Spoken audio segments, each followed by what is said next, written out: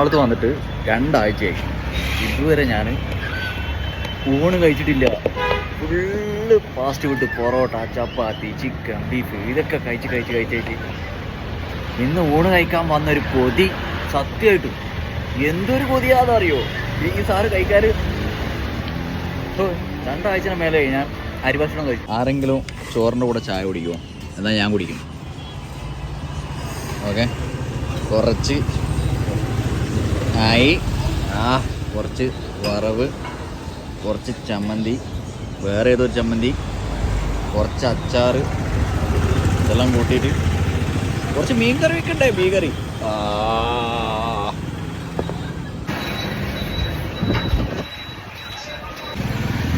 മോനെ എനിക്ക് പറഞ്ഞറിയാൻ പറ്റില്ല.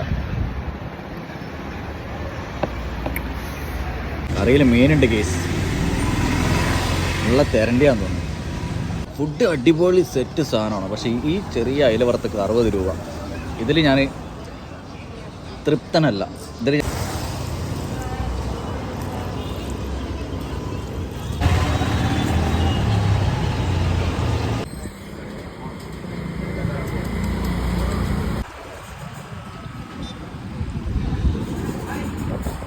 എറണാകുളത്ത് വന്നിട്ട് 2 ആഴ്ചയായി.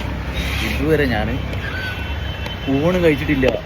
ഫുള്ള് ഫാസ്റ്റ് ഫുഡ്, പൊറോട്ട, ചപ്പാത്തി, ചിക്കൻ, ബീഫ് ഇതൊക്കെ കഴിച്ച് ഇന്ന് ഊണ് കഴിക്കാൻ വന്നൊരു കൊതി.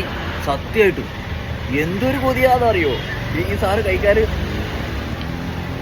2 ആഴ്ചന് മേലെ ഞാൻ അരിഭക്ഷണം കഴിച്ചു. ആരെങ്കിലും ചോറിൻ്റെ കൂടെ ചായ കുടിക്കുമോ? എന്നാൽ ഞാൻ കുടിക്കും. ഓക്കെ, കുറച്ച്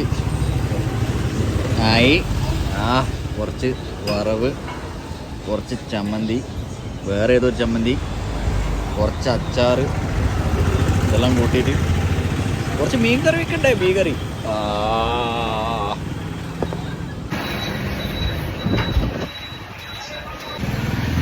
മോനെ എനിക്ക് പറഞ്ഞറിയാൻ പറ്റില്ല.